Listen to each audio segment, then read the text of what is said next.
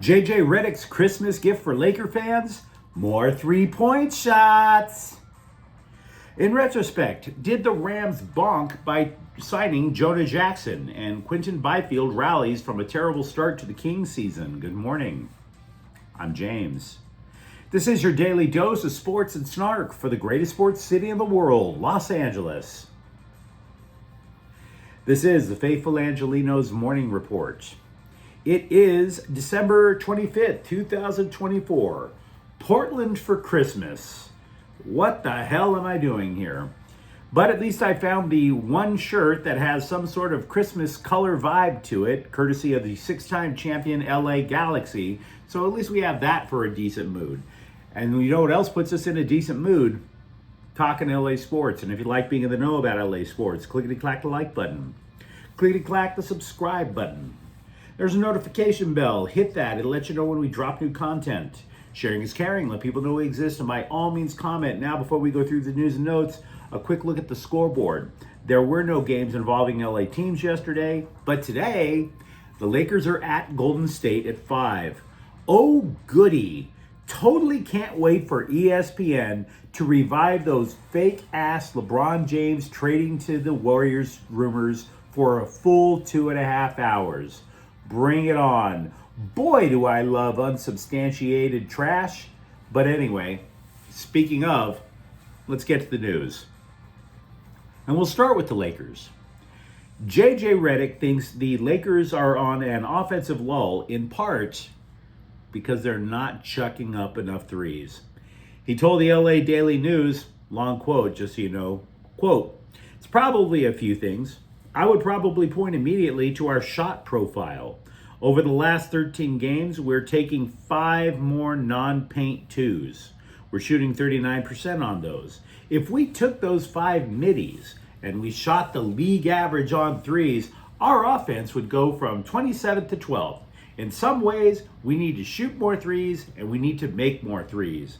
That doesn't mean we just come down and just no pass, one dribble shot. We've got to generate the right ones, and we've got to do it with the right process. Make or miss. We've got to live with the result, and we've got to do more of that. We need launch. We need to shoot threes. We haven't shot enough threes," unquote. Could you just... I know Christmas is the time of miracles, but couldn't you just smell the wish casting in that quote? You know?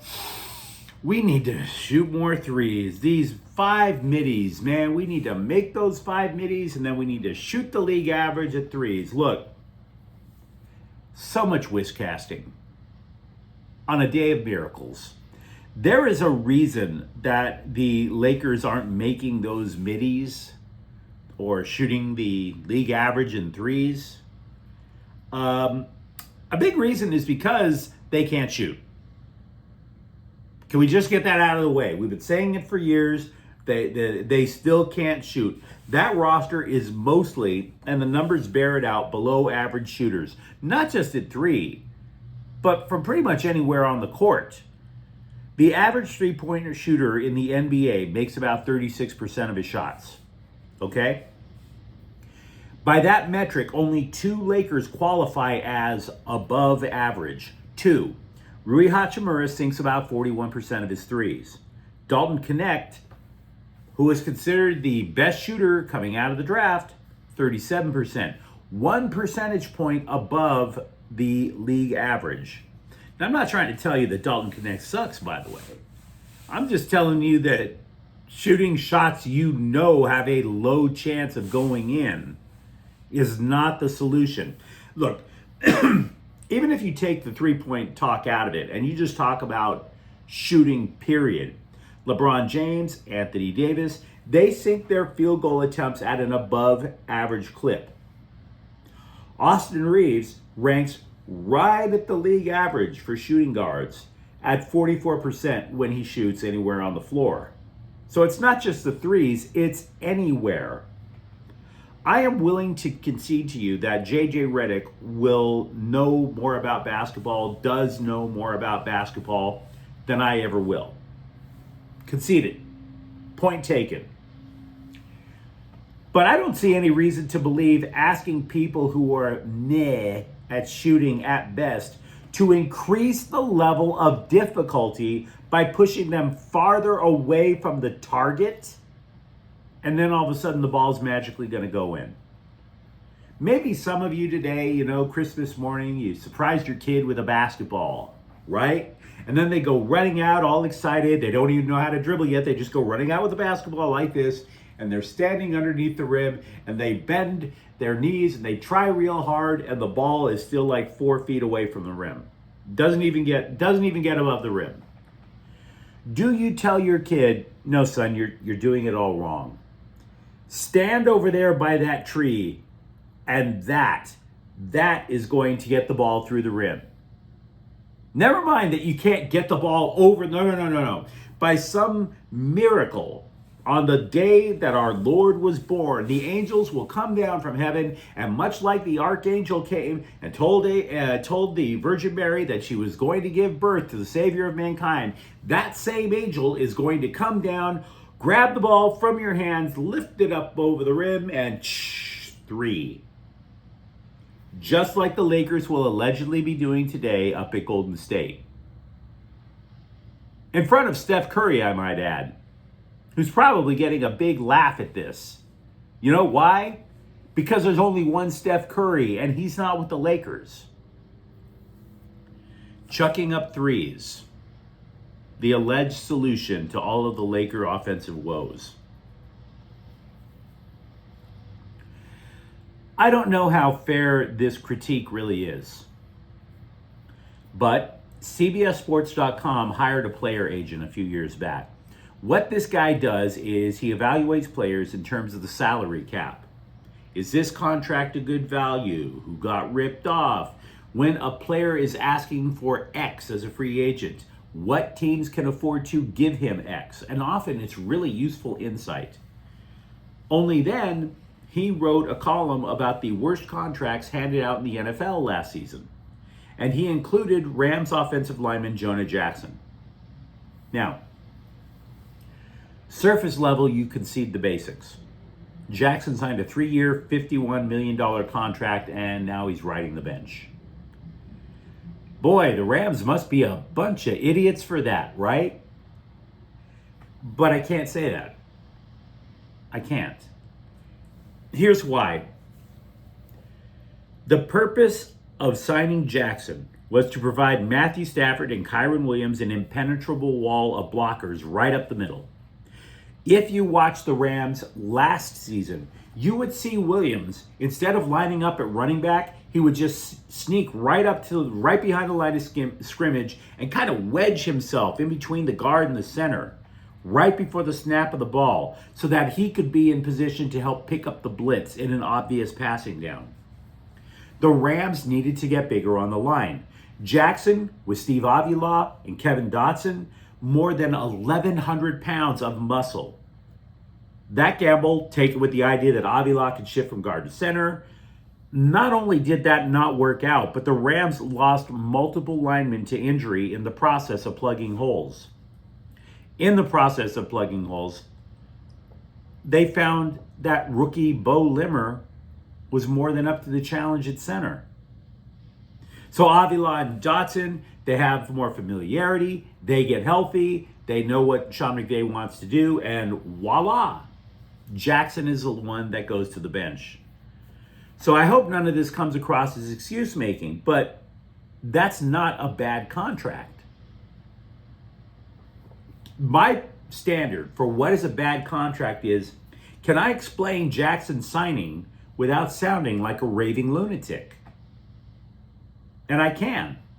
Again, you signed Jackson to keep Matthew Stafford alive. If Matthew Stafford gets murdered in the backfield, the Rams season is done. They signed Jackson in March. That's how important it is to keep Matthew Stafford in line. Then they draft Bo Limmer in the 6th round of the draft in April. For this signing to be quote unquote bad, this isn't even a case of Jackson sucking. They had 3 guards. Avila shifted to center. He was a guard. This was a case of the Rams keeping their two guards that are most familiar with the offense. This was a case of Limmer being available to be drafted in the 6th round, and then him punching so far above his weight as a rookie that he forced himself into the starting lineup. So could that $51 million have been used elsewhere? Of course.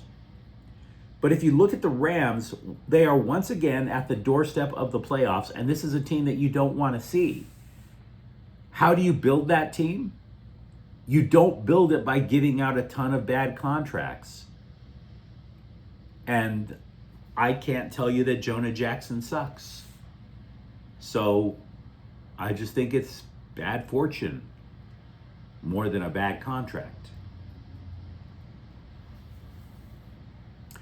Quentin Byfield got off to a terrible start this season with the Kings, but after little time spent being reunited with his mentor, Anze Kopitar, on the top line, Byfield was then shuffled back to the second line, and he is centering what's a pretty damn solid contributing line again. He's teaming up with Warren Foegele, Tanner Jeannot. It's paid off during the Kings' recently concluded 7-game road trip. Byfield scored 3 times. Foegele had multiple point games twice.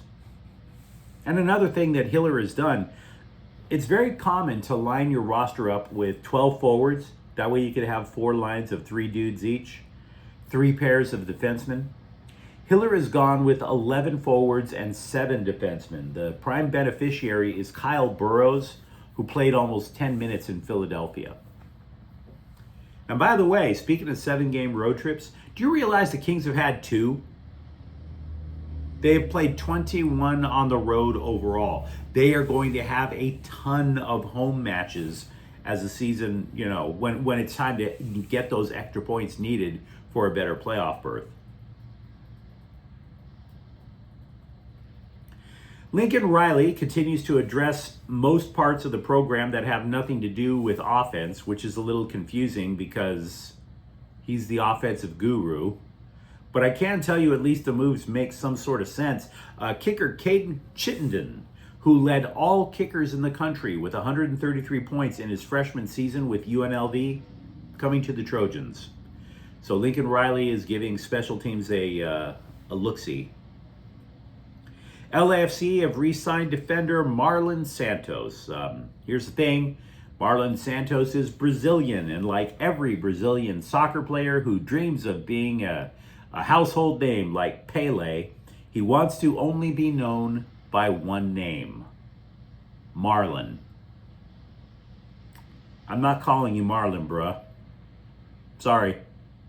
And it's not because I'm a Galaxy supporter and I enjoy tweaking LAFC. It's because if you want me to know you by your first name, you need to have serious skills.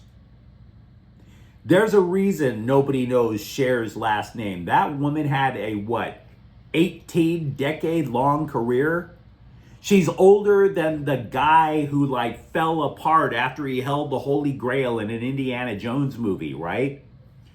That's what Cher looks like. That's how long her career has been. She gets to be called Cher.